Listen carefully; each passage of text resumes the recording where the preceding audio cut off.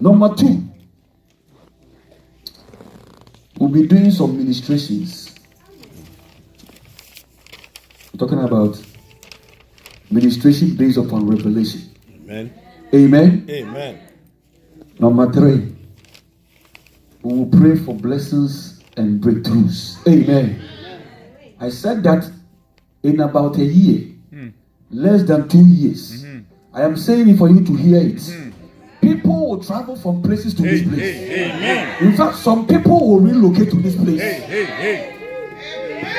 I'm not joking.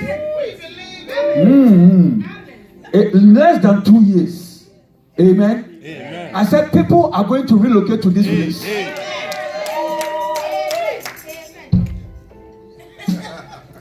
Amen. Amen. Just move with the cloud. Amen. It's all about the Holy Spirit. Once you allow the Holy Spirit to begin to work in His church, the equation changes.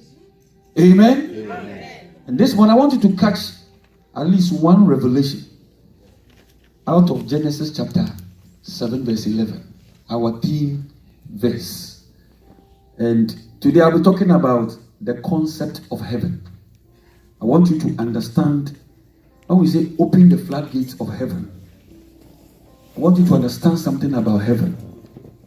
So that when we say open the floodgates of heaven, you will understand. Amen.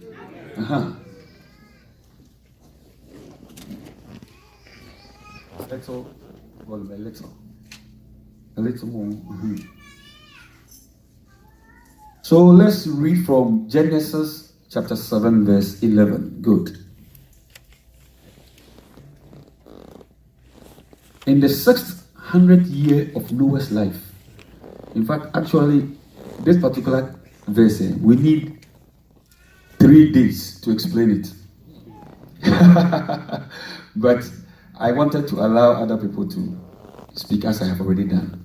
But this thing, you need 3 days to really understand it and get the full benefit. At least 3 days. It says, in the 600th year of Noah's life, in the second the 17th day of the month, on that day, all the fountains of the great deep, let's say all the fountains of the great deep, were broken up, and then the windows of heaven were open. Hallelujah. Amen. So a quick analysis of this sentence. It gives you 3 things that you need to know. But today I will not deal with all those 3 things. I said I want to touch on the concept of heaven. So the 3 things that we need to know are: 1, the breaking up of the fountains of the deep. It came first. So tell somebody today, the fountains of your deep must be broken. The fountains of your deep must be broken. The second thing was that the floodgates of heaven were open. I want you to see the sequence. These are the 3 things that happen in the Bible. And the last thing was that they poured an abundance of rain. So I want to all read the 3 things. Number 1, the fountains of the deep were broken. Let us all say the fountains of the deep were broken. The fountains of the deep were broken. Number 2, because the fountains of the deep were broken, the floodgates of heaven were opened. Let's say this after me. The floodgates of heaven were opened. And when the floodgates of heaven are open, there's going to be a pouring of an abundance of rain. Amen.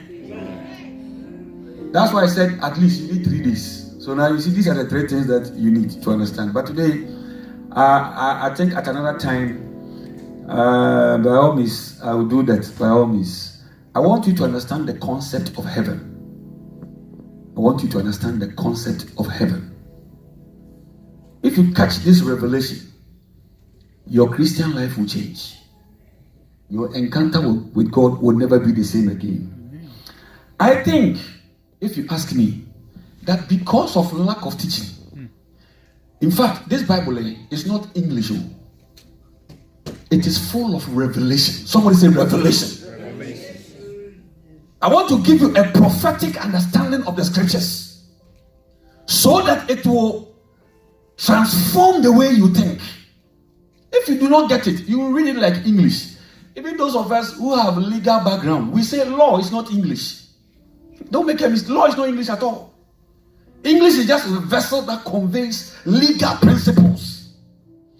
Law is actually principles that you are using to analyze a case.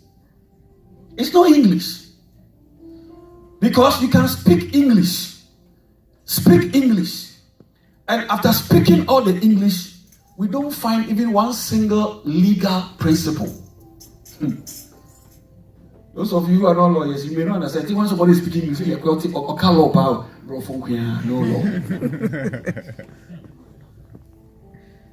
If you are not even careful, even in church, you can preach English and no message. Hey, I'm bringing it home for you. You can preach English. He said, Wanwati and Awukebi, but there is no revelation. This morning it is my prayer that you will grasp the revelation in the word of God. Amen. Consistently, I say that to understand the New Testament, you must understand the Old Testament. So the Old Testament are keys to unlock what is in the New. So if you see any scripture in the Old Testament, if you pray and God gives you understanding, He will give you the reality in the New Testament. So I want to give you the reality of Genesis chapter 7:11 in the New Testament. Because Jesus handled it. Jesus handled it. Amen. Amen. So before I do that, I want to start with the concept of heaven, which is my topic for today. Most of us in the church, when we hear heaven, listen, we think that heaven is the place you go after you have died. No, so. A lot of us. So we see heaven as a geographical location. I'm about to change that way of thinking. If only you will help me. I said, most of us in this church, when we think of heaven, because okay, my topic is actually the concept of heaven. Yeah, I saw something like that. Because in the topic we said, open the floodgates of what? Heaven. So I want you to understand heaven as a concept. That when we say the floodgates of heaven should be open, you can now connect yourself to that statement. Because if you don't understand heaven, you may not understand what is being said. The concept of heaven. I am saying that a lot of us in this church think that heaven is a geographical location which we go after we have died. I want to help you understand it. When a Hebrew man, but the Bible is about the Hebrew guys who God used as a typology for the whole world. When a Hebrew mind is looking at heaven, he doesn't see heaven as a geographical location. No. He sees heaven as a realm. Somebody say realm. A spiritual realm. A certain realm you can get to. If you do things right, you can get to that realm, even though you are not dead. That is why Paul said in 2 Corinthians that a time came, Paul, I went to heaven. Was Paul dead? No. Oh, so get the picture. I said the way that we have been trained in this church, if you have a wrong understanding of heaven, that is a geographical location. Let me be bold and tell you that. Do you know that after everything, after the world is destroyed, we will live here on earth? You know. Oh, are you aware? Yes. Change the way you think. I said after, Bible says, I saw a new Jerusalem come down. This is the reason why those who have misunderstood scripture wrongly, like the Jehovah's Witness, because they know that by all means, we, according to the Bible, in the book of Revelation chapter 22, we will come back and live here. They are going around marking buildings. So if you build a very beautiful house, you may not be aware, but someone will come and mark it. And when we come back, this is the house I will live in. But in part, they are correct. God's abode finally will be amongst men. But it will not be this old earth. There will be a new earth. So let's go back to our concept of heaven. Very important. So today, change your mind from thinking that heaven is a place that when we die, there we go. So a lot of us are distant from heaven. In fact, most people don't want to even think about heaven too much because they think that when you are thinking about heaven, then you are thinking about when you are going to die. You see? Oh, but this morning, our cry is that open the floodgates of heaven and let it rain. So I'll give you a few statements. Number one, you can write this one down. The people of old who walked with God believed that heaven was not only a place, but a realm. Ephesians chapter 1, verse 3. The proof that heaven is a realm is in Ephesians chapter 1, verse 3. That's why Apostle Paul said that already. He says, we are seated with Christ. In where? Heavenly places. Do you agree that you are seated there? So your position is supposed to be the heavenly place. That's why I said heaven is a realm. That you must find yourself seated there. If you understand this, you can live. In fact, maybe next year, I'm praying and thinking. Maybe next year our thing will be heaven on earth. So those who have caught this particular revelation, they live on earth but experience heaven on earth. Are you getting the picture? Yes, sir. Otherwise, you will live here on earth with all the earthly stuff and never experience heaven on earth. I say you don't need to die and go and experience heaven. As you are alive today, you can experience heaven on earth. Amen. Hey, you just have to change the way you think. Number two, the second statement. They believe that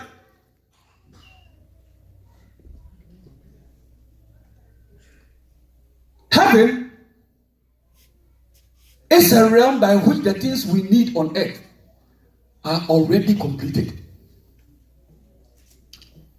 The Hebrew mind, in fact, it is biblical. In fact, I want you to have a biblical mind. The correct biblical mind to have is that heaven is a realm by which all things that we need on earth are already completed. So, in heaven,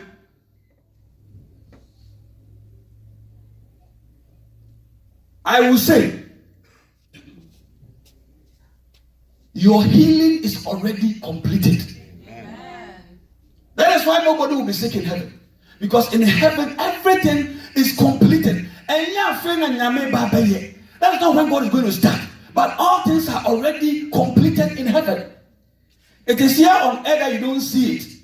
And I will show you why Jesus said that if you are praying, and this is Jesus' teaching, or say, if you are praying, say that thy kingdom come. Thy will be done on earth as what? So the completed things in heaven, we pray to put them down here to earth. That is what I'm saying. You can live a heavenly life even though you are not dead.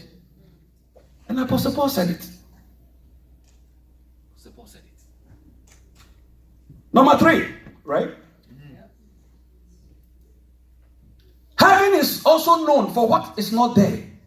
For example, there are no poor neighborhoods in heaven. There are no hospitals in heaven. There are no courts of law in heaven. You can see this in Revelation 21, 4, Revelation 22. In heaven, there is no failure. In heaven, there is no hospital because nobody will get sick in heaven. When I know this, and I'm praying as Jesus taught me that thy will be done in my situation. As we know in heaven, what do we know? There's nobody who is sick. Are you getting the point? Number, is it 4? They understand heaven to be a spiritual realm filled with activities by angels, demons, etc. I'm saying that the understanding of heaven is a realm. I'm not talking about the city of God. Their understanding of heaven, they believe that heaven is a realm filled with activities of angels. And they also know that there are demonic powers in the heavenly realm. In fact, Apostle Paul already gave us explanation in Ephesians chapter 6, verse 12. For we wrestle not against flesh and blood, but against principalities, powers, spiritual wickedness in where heavenly places. So it's a realm. That realm is not only occupied by God and his angels. That realm too, we have demonic powers. This is the reason why, let me explain this. When you are praying, and I've seen this several times, even in Pentecost, some of our ministers of old have suffered. Listen, when you begin to pray, listen, when you begin to fast and pray, and I want to help somebody before anybody gets there and cross the bad line. When you begin to pray, your spirit becomes light, and your spirit can now connect to the heavenly realm. But I've just said that in the heavenly realm, the Hebrews, they believe, and it is correct, because Apostle Paul explained it, Ephesians 6:12, that for there are principalities, wicked spirits in the heavenly places. That is what the Bible said, that even the devil can come as an angel of light. Once you begin to fast, they can spot you. Oh, they see you.